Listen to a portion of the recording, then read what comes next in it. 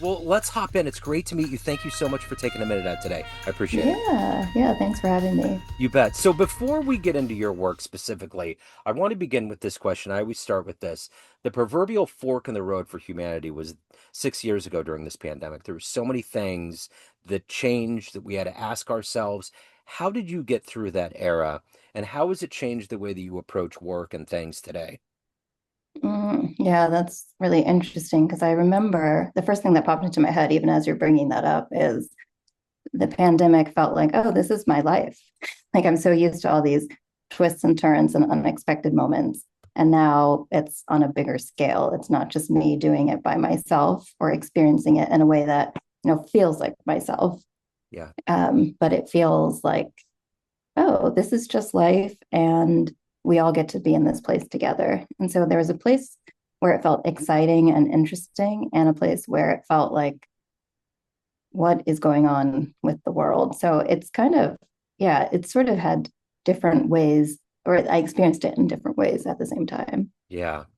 Yeah. I think the big thing that now that I look back on it, it's like it was about the concept of time. It was like Mm-hmm. candles that just melted into one thing. There was different candles, but it all felt like it was just one glob of time that just got blurred. It was a very strange thing to have happen. Mm-hmm. Um, but I would imagine in the work that you're doing, because the world's changed so much and people are wanting more levels, more guideposts, more ways of kind of figuring themselves out. I Mm-hmm. would imagine there may be an uptick. So before we get into that, I want to ask you this. If I put you in front of 12-year-olds at career day and they wanted to know what you do for a living, how do you explain your job to them? That is a good question. I would probably invite some sort of experience because I find that a lot of what I do is so experiential that it's easier just to feel it or have an experience of it rather than explain it. So, for example, I might say, what happens if we play with breath, for example, or your body? What if you squeeze your body together and you start to breathe? And then what if you just let your body be as free as it can be and you start to breathe? What feels different? What do you notice? And so, yeah, I would bring some sort of play into it, some sort of experiential moment, because I feel like that's what I'm really interested in. How can we be more connected to ourselves and aware of the things that are happening within us so that the things happening around us, such as the pandemic, aren't so destabilizing? Sure. Yes, they can be sort of disorienting, Yeah. but yeah. And I think that ties into what I was kind of experiencing when you're asking me about the pandemic, because I feel my life and work have had so many twists and turns, and I've worked in a number of industries and a number of different types of jobs. And what I find is like, what I'm curious about is a thread of what's actually more similar about them than different. Yeah. Even something as seemingly different as plumbing, you know, Right.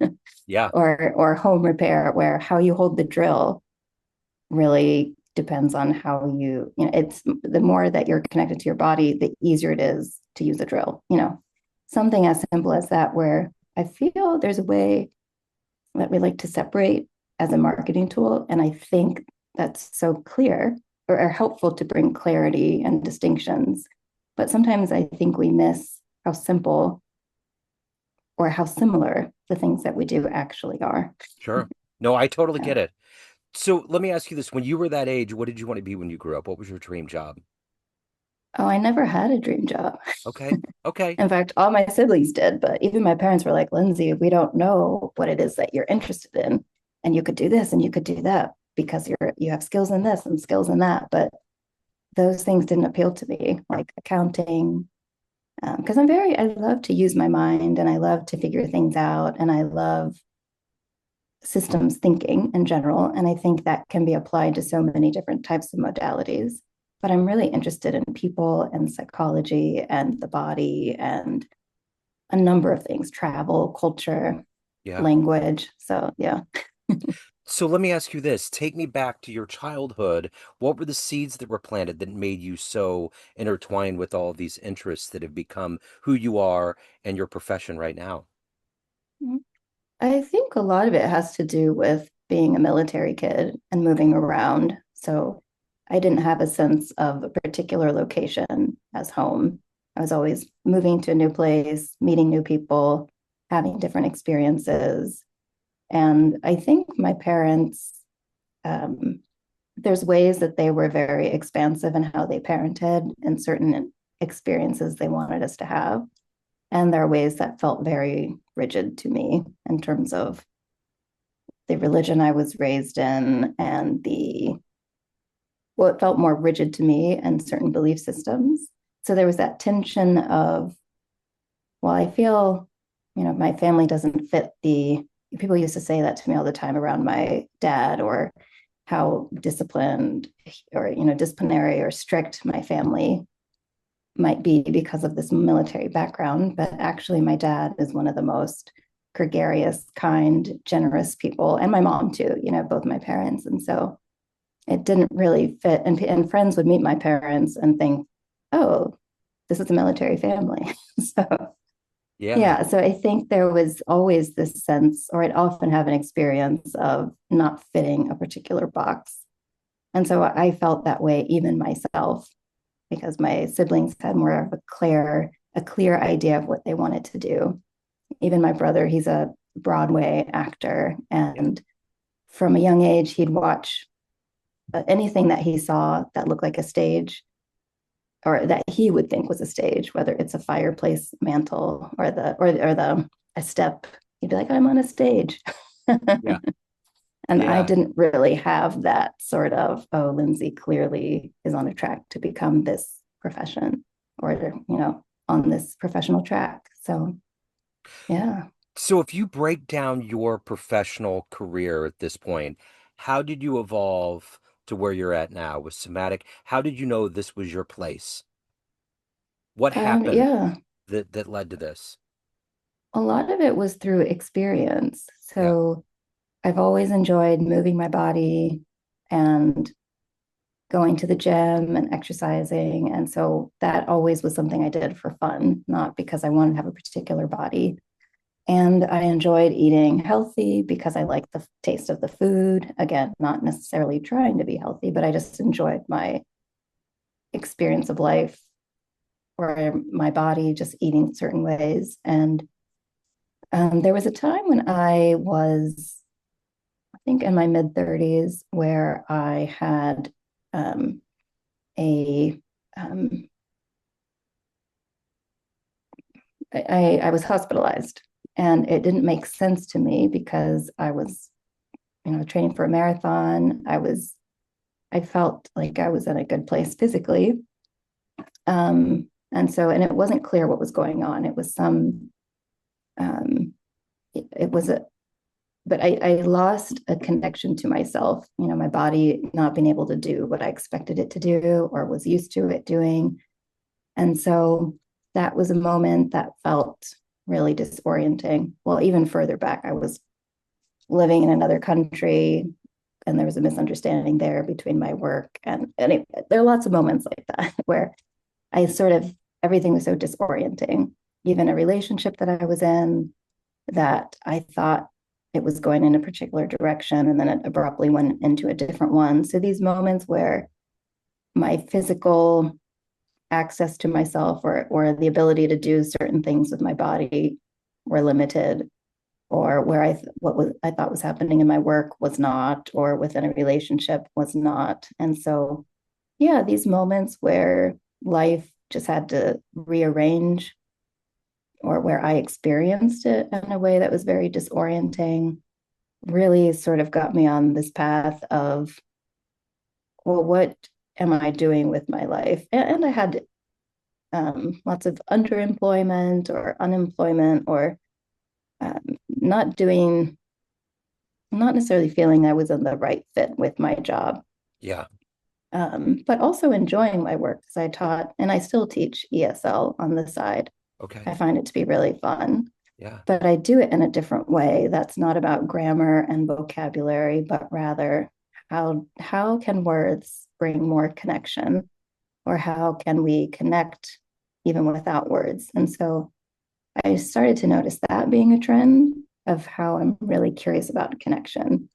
connection with self, with body, words, congruence. And yeah, because sometimes I feel, and maybe it's in part because I'm teaching English, Yeah.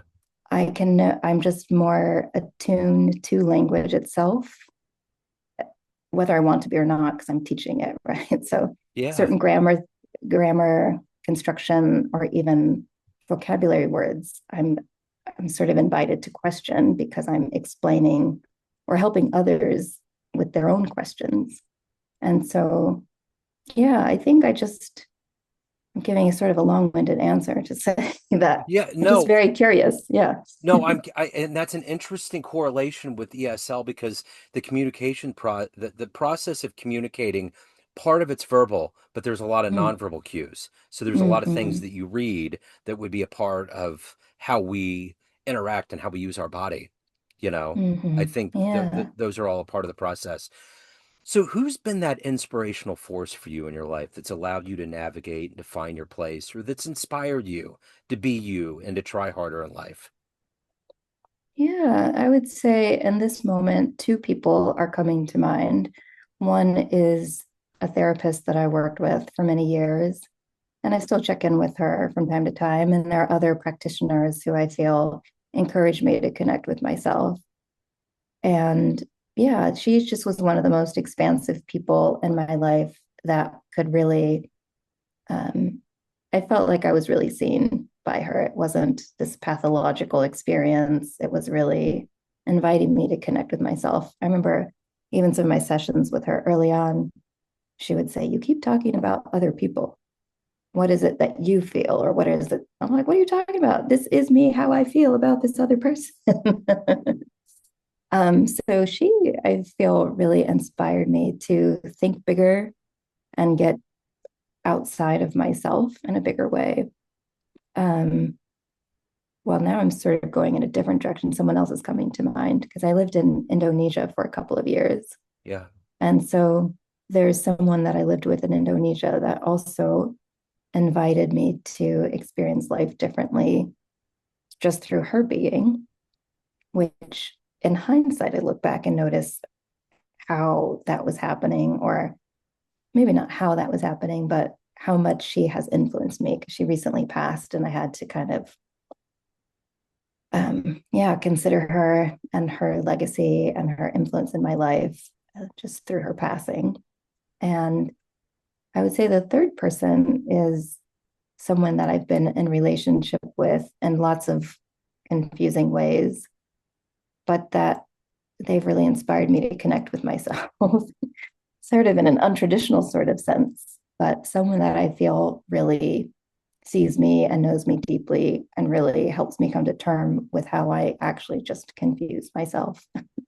unconsciously. So, yeah, Yeah. some of it's through practitioners, some of it's through just relationships with people, and some of it is just through my experience of being in another different place culturally, Yeah. um, different environment.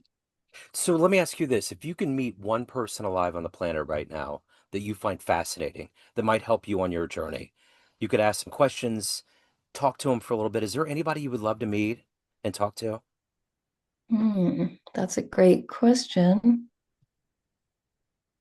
because the people that I would love to meet, I find ways to meet them.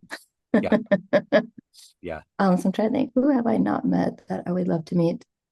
Um, yeah, no one comes to mind, Okay. Okay. So let but me I ask you, find, yeah. yeah, no, that's fine. So let me ask you this. What is it that motivates you every day to do this work, to help people, to help them get to a better place? You have to put energy into this. You have a soul that you need to take care of. What is that energy, that desire every day for you to do this work at a high level?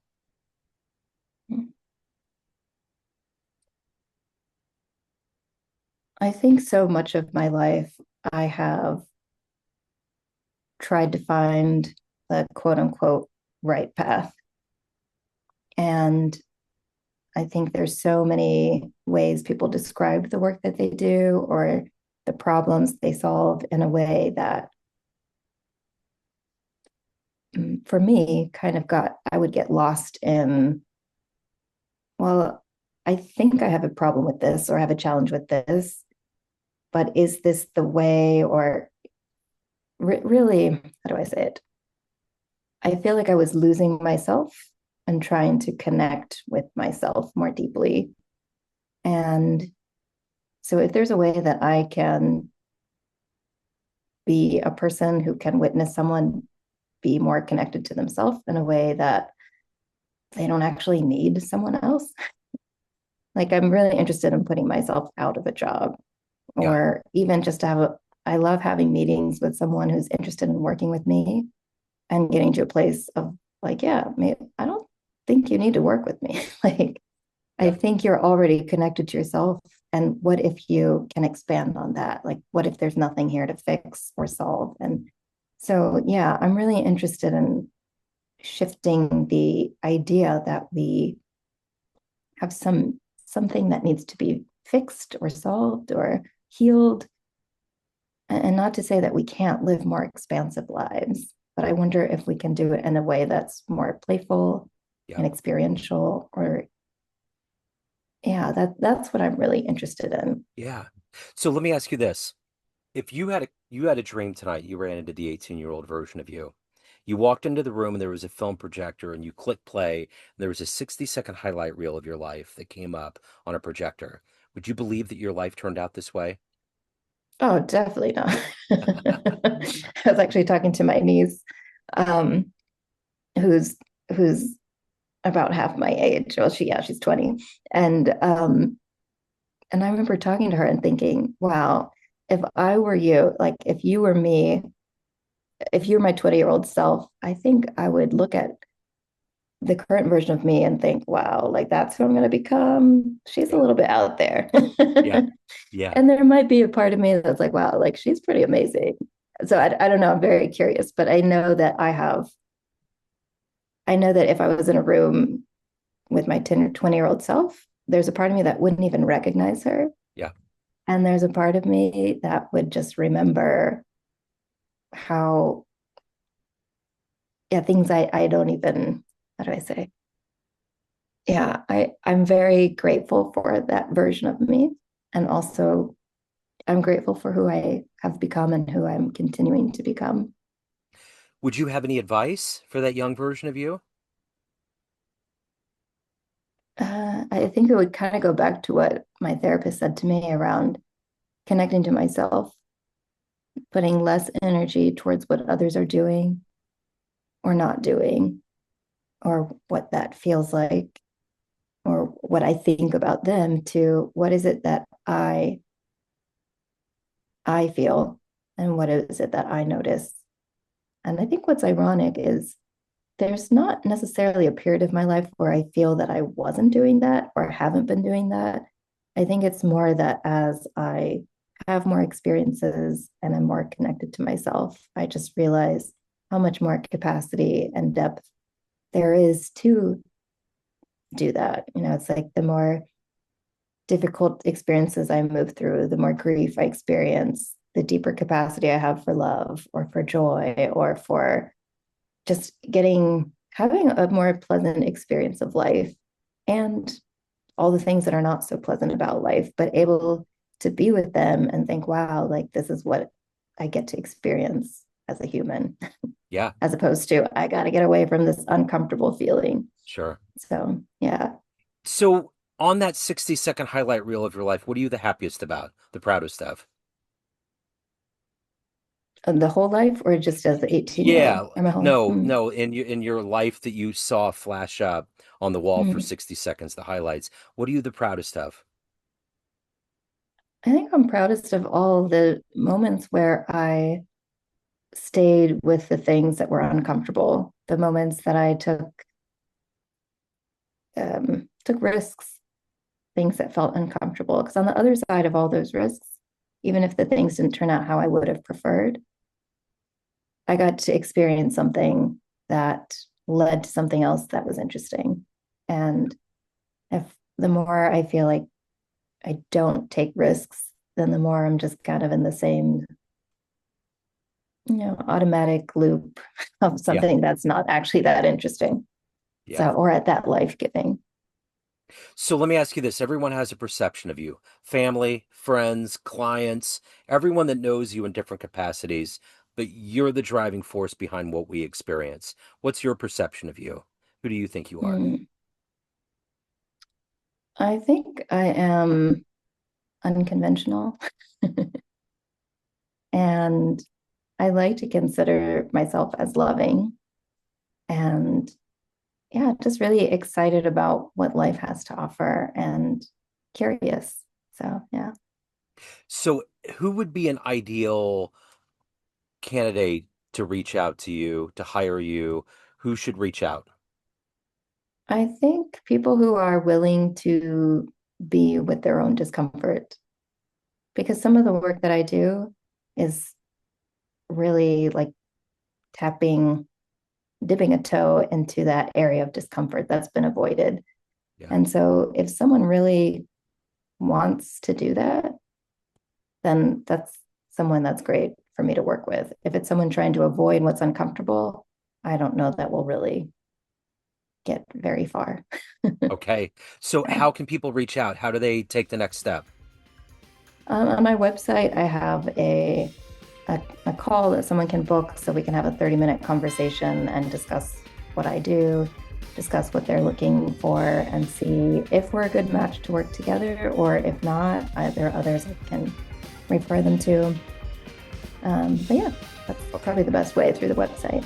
Okay. I will put links in the show notes. This has been wonderful. Lindsay, thank you so much. Great to meet you. Thank you Yeah, for this thank you, work. Joe. Best of luck with everything. I Yeah, appreciate it. yeah, thanks. Thank you.